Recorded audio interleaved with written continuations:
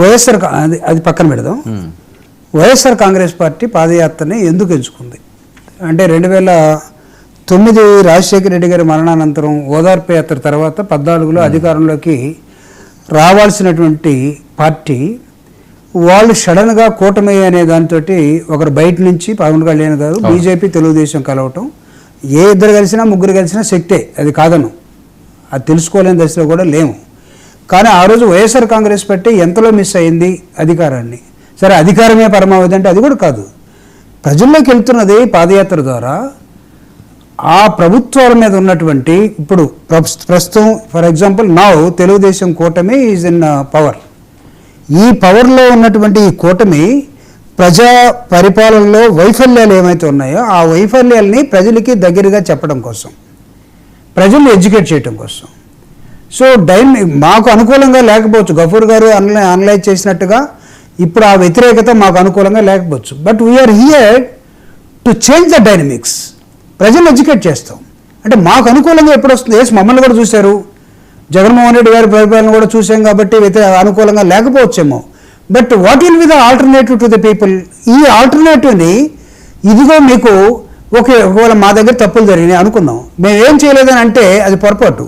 ఈ రాష్ట్రంలో జరిగినటువంటి వెల్ఫేర్ యాక్టివిటీస్ జగన్మోహన్ రెడ్డి గారి పరిపాలనలో 19 నుంచి 24 దగ్గర ఏ గ్రామానికి వెళ్ళండి, ఇర్రెస్పెక్ట్ ఆఫ్ పొలిటికల్ పార్టీ, ప్రతి పేదవాడు ఏం చెప్తారంటే ఇప్పుడున్న ప్రభుత్వాన్ని కూటమిని చూసి జగన్మోహన్ రెడ్డి గారు ఉన్నప్పుడు ఏదో ఒక 15,000 20,000 ప్రతి ఇంటికి అర్హుడు అనుకున్నాడు మాకు వచ్చుండేవి, ఈరోజు మాకు అవి ఆగిపోయినాయి అని చెప్తున్నారు. అదేవిధంగా ఇప్పుడు ఆరోగ్యశ్రీ లేదు, 108 లేదు, 104 లేదు. తర్వాత బడ్జెట్ ఉన్న పేరుకి మాత్రమే ఉంది కానీ బడ్జెట్ ప్రణాళికాబద్ధంగా ఏ మంత్రి ఏ శాఖలో ఎంత ఖర్చు పెట్టాలో మంత్రికి ఈరోజు స్వేచ్ఛ లేదు. మా దగ్గర కూడా లేదేమో అనొచ్చు. బట్ వెన్ యూ కంపేర్, మేము వీటన్నిటిని చెప్పుకొని ప్రజల్లోకి వెళ్ళే క్రమంలో we're here to educate the people. While we're educating, dynamics మారుతాయని మా ఆశ, పోలరైజేషన్ ఖచ్చితంగా జరుగుతుందని మా ఆశ. ఒక రాజకీయ నాయకుడు ఆశతో కాకుండా ప్రజలను మార్పుకి గురి చేయటం కోసం కాకుండా ఈ ప్రభుత్వం బాగా చేస్తుంది కదా మేమేం చేయని అవసరం లేదు, పాదయాత్ర చేసిన వేస్ట్ అని చెప్పి మేము ఊరుకోం. ప్రధానమంత్రి చేయకపోవచ్చు, లేకపోతే మిగతా జయలలిత గారు చేయకపోవచ్చు, లేకపోతే ఇంకొకటి చేయొచ్చు. There is a new trend అని ఒకదాన్ని క్రియేట్ చేసే క్రమంలో ప్రజల్ని ఎడ్యుకేట్ చేయటం కోసం ప్రభుత్వంలో ఉన్నటువంటి వైఫల్యం. ఫర్ ఎగ్జాంపుల్ 1 కోటి సంతకాల సేకరణ మేము చేసామండి. ప్రభుత్వ కళాశాలల్ని ప్రైవేట్ పరం చేయొద్దని వాళ్ళు ప్రైవేట్ పరం చేస్తున్నారు. దానికి వ్యతిరేకంగా 1 కోటి సంతకాలు సేకరించాం, 1 కోటి సంతకాలు చేయించడం ఒక ప్రజా ఉద్యమాన్ని నిర్మించాం. ఇది పాదయాత్ర లాంటిదే.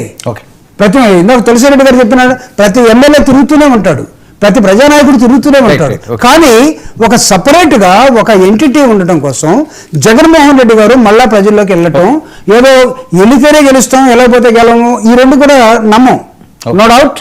But at the same time we're here ప్రజల్లో మార్పు తీసుకురావడం కోసం, ప్రభుత్వ వైఫల్యాలను ఎండగట్టడం కోసం, ఒక న్యూ డైరెక్షన్ లో రాష్ట్రాన్ని నడిపించడం కోసం. ఈ రోజు మొత్తం ప్రైవేటైజేషన్ జరుగుతున్న నేపథ్యంలో గాలి కొద్దిలేసి మేము ఉండలేం కదా.